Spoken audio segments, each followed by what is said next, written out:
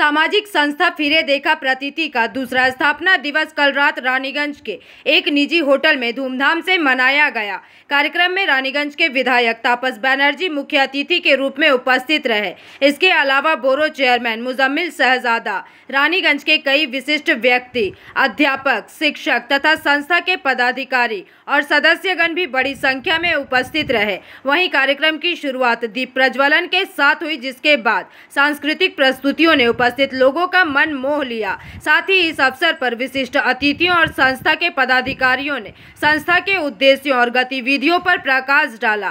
संस्था के सचिव डॉक्टर शुभांशु सामंता ने पत्रकारों को जानकारी देते हुए अपनी बातें रखी।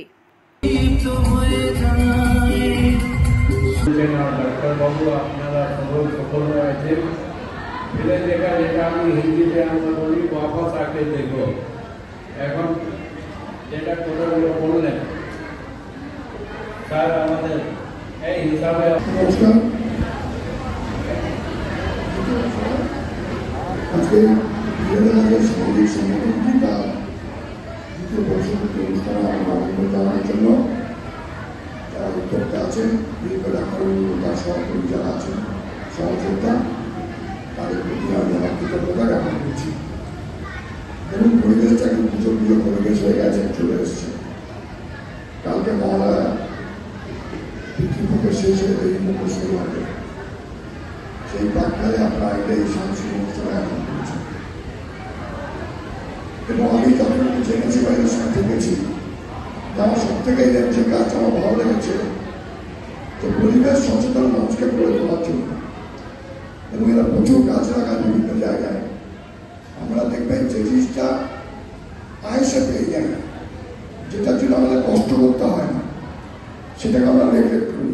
প্রথমেই ধন্যবাদ জানাই ফিরে দেখা ওয়েলফেয়ার সোসাইটির যে সমস্ত কর্মকর্তারা রয়েছেন আজকের এই অনুষ্ঠানে আমাকে আমন্ত্রণ জানানোর জন্য, এবং আপনাদের একটা এনজিও সম্পর্কে আমাকে দু একটা কথা বলতে সুযোগ করে দেওয়ার জন্য।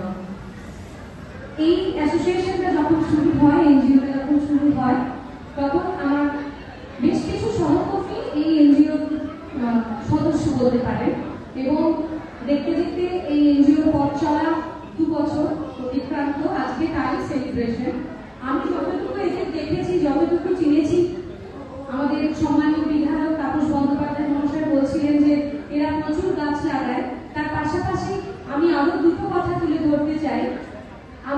আমি একজন প্রাথমিক শিক্ষিকা, এবং গোটা রানীগঞ্জ শহর জুড়ে অসংখ্য প্রাথমিক স্কুল রয়েছে। এদের আমি দেখেছি প্রত্যন্ত অঞ্চলের প্রাথমিক স্কুলগুলিতে পৌঁছে গিয়ে হেলথ চেকআপের ব্যবস্থা করা, ছোট ছোট ছেলে মেয়েদের হাতে খাতা, বই, পেন তুলে দিয়ে তাদেরকে সামান্য হলেও উৎসাহিত করা, উজ্জীবিত করা, এটা এদের একটা অনন্য প্রচেষ্টা বলে আমি মনে করি। এছাড়াও আমি একটা জিনিস দেখেছি, এদের একটা অভিনব উদ্যোগ থাকে।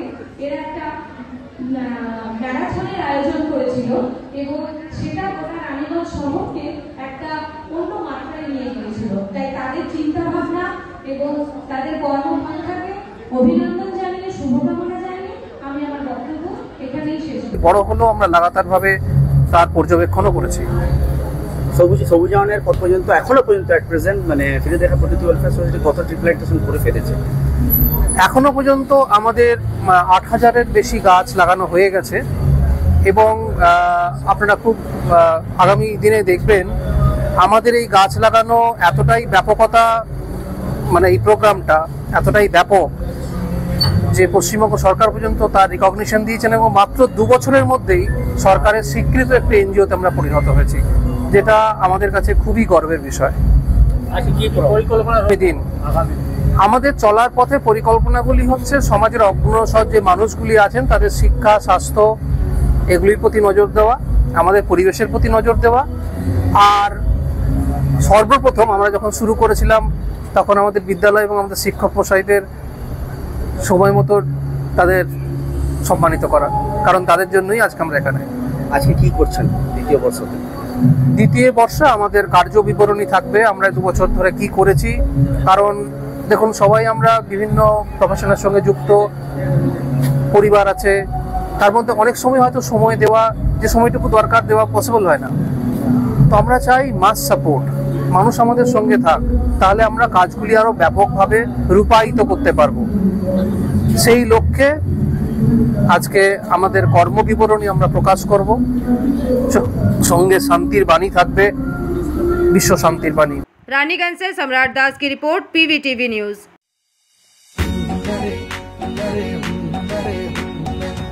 এবারে পালকি ছোড়ে আসবে উমা বাড়িতে, পুজোতে থাকবে কদিন ফিরবে ঘোড়ার গাড়িতে। বাজা বাজা ঢাক বাজা, প্যান্ডেলে আলো সাজা, এসেছে সময় এবার জমিয়ে নাচা। পুজোতে শপিং মানি কসমো বাজার, প্যান্ডেলে হপিং মানি কসমো বাজার। কসমো বাজার, পুজোর শপিং টু প্যান্ডেল হপিং, সঙ্গে রয়েছে দারুণ আকর্ষণীয় উপহার।